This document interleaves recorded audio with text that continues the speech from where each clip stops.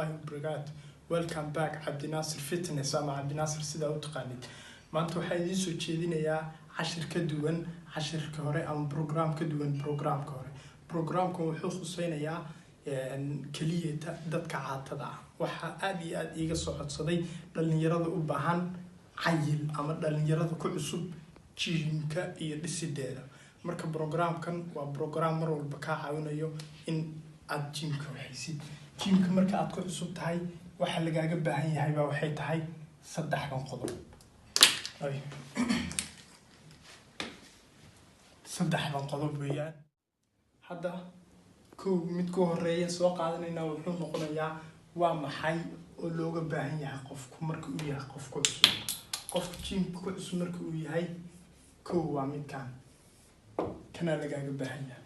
Kana muxuu yahay isagu waa go'aan.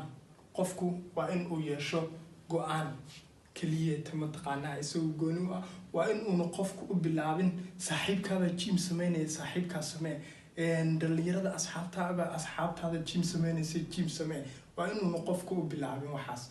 Qofku waa in ay noqoto in adigu ay ka go'an tahay in aad doonayso noloshaada inaad wax ka bedeshid. waa go'aanka haddii uu go'aan adag haysatid wax ka hor istaagayo inaad jidhkaada ka dhigtid jidh adag ama aad wax noloshaada ka bedeshid wax ka hor istaagay male. Only jimba ma aha noloshaada dhan go'aan bay u baahan tahay. waa midkaas. Ka labaad waa cuntada guriga. Cuntada guriga waxay tahay waxaa tahay qof caata ah for example waxaad daynaynin bariis baad daynaynin baastaada daynaynin already cuntada xaafadda ku yeesho oo dhan waxay doontay ahaanaysaa noocay doonta ha noqoto cuntada xaafadda ku yeesho dhan waa cunaysaa uma kala joojinaysid. Marka waa midaas. Bismillah. Marka hadda cuntada waa ka soo hadalay.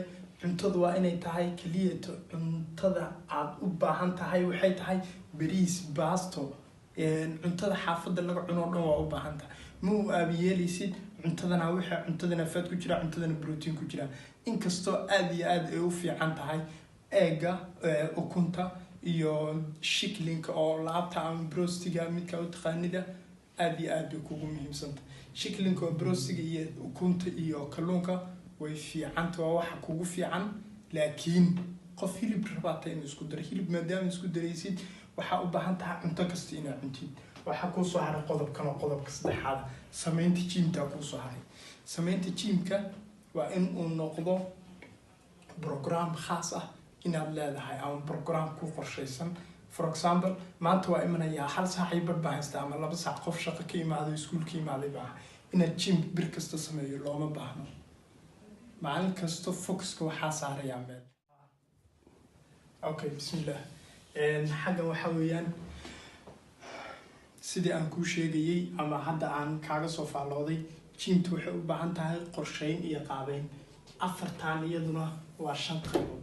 5 qaybood waxay ka turjumaysaa 5 maalmood jimta tagtid haddaad sabti axad siniid salaasa arbaco tagaysid ama aday ku taala waqtiga aad tagaysid waxaa laga yaabaa 1 saac ilaa 1 saac badh inaad jimta ku jirtid 1 saac ilaa 1 saac badh waqti uma helaysid inaad ku samaysid xabad naas dhabar waxaas oo dhan kaliya waxa ku xuseynaya ama aad u helaysaa waxay tahay maalinta imaatid lugta samee gacmaha kala tuur xabadka dhabarka iyo gacmaha iyo garbaha. marka maalin kasta waxaad sameynaysid wax qoondaysan ha noqdo. Please waanadan ama taladan aan ku soo jeediyo haddaa qaadatid waxaan hubaa in jim kaliya ma ahan noloshaada dhammaanteed in go'aan aad ka gaaraysid ama aad mataqaanaa ay ka helaysid faa'iido ugu badan.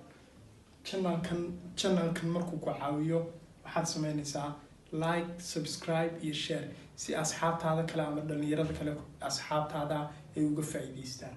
Welcome to Abdinasir.